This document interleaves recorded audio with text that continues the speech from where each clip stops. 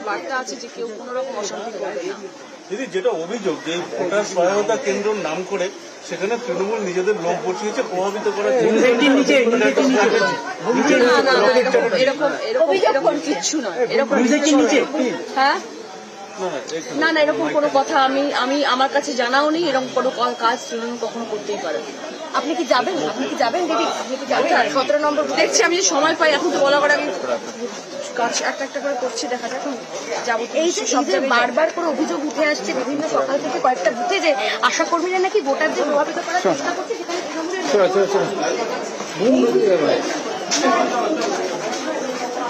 প্রার্থী অন্যদিকে লকেট চট্টোপাধ্যায় বিজেপি প্রার্থী লকেট চট্টোপাধ্যায় বিভিন্ন জায়গায় ঘুরে দেখছেন, তার ভোটও দিয়েছেন, ভোট দেওয়ার পরে বিভিন্ন বুথে ঘুরে দেখছেন।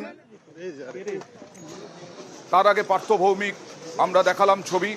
লকেট চট্টোপাধ্যায় কি বললেন একবার দেখাবো।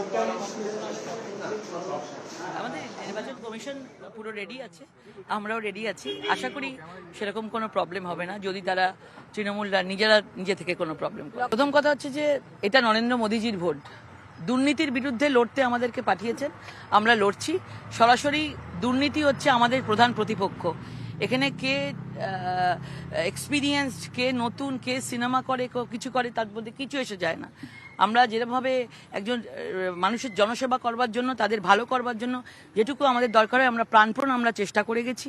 আর আমাদের পোলিং এজেন্টদের গায়ে মানে টাচ করলে, একজনও যদি আমাদের পোলিং এজেন্টের গায়ে টাচ করে সেই রকমভাবে আমরা তাদেরকে সেরকমভাবে ট্রিটমেন্ট করব। হুঁশিয়ারির পর হুঁশিয়ারি, লকেট চট্টোপাধ্যায় হুঁশিয়ারি দিলেন যে টাচ করলে পরে দেখে নেওয়া হবে। সরাসরি চলে যাব প্রতিনিধি রানার কাছে। রানা, এখনো পর্যন্ত কোনো অভিযোগ আছে কিনা?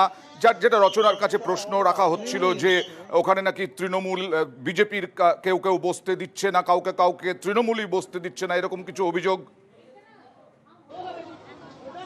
হ্যাঁ অয়েন্দা, দেখো এখনো পর্যন্ত কিন্তু হুগলি লোকসভা কেন্দ্রে কিন্তু প্রায় সবকটা বুথে কিন্তু শান্তিতে কিন্তু ভোট শুরু হয়েছে এবং এখনো পর্যন্ত কিন্তু কোনো অশান্তির খবর নেই।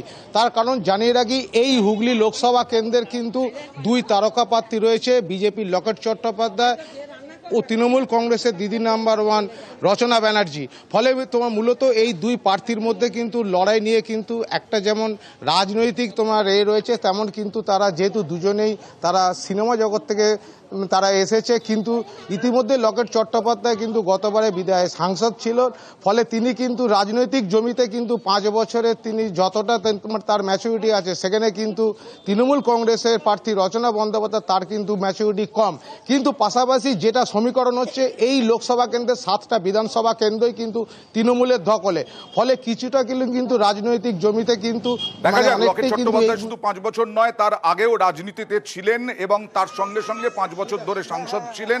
আর রচনা একেবারে নতুন আনকোড়া রাজনীতিতে। এখন দেখা যাক লড়াই কতটা হয়, এখনো অনেক বাকি।